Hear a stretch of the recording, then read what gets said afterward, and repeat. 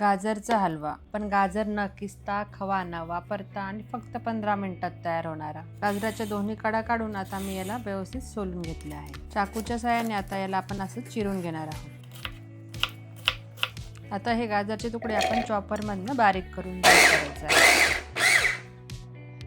आता कढईमध्ये मी 2 चमचे तूप घेतले आहे. त्यामध्ये आम्ही बारीक केलेलं गाजर टाकून घेत आहे. आता गाजर आपल्याला हाय फ्लेमवर 1 ते 2 मिनिटं परतून घ्यायचं आहे. आता आपले गाजर चांगलं परतून झाले आहेत.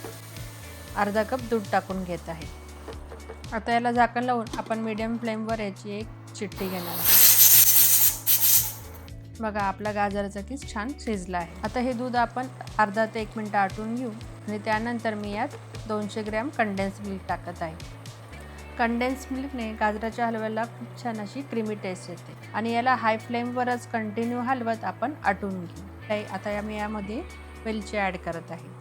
भाजलेले ड्रायफ्रूट्स पण टाकत आहे. आता हे सर्व आपण मिक्स करून घेऊ आणि आपला गाजरचा हलवा तयार आहे.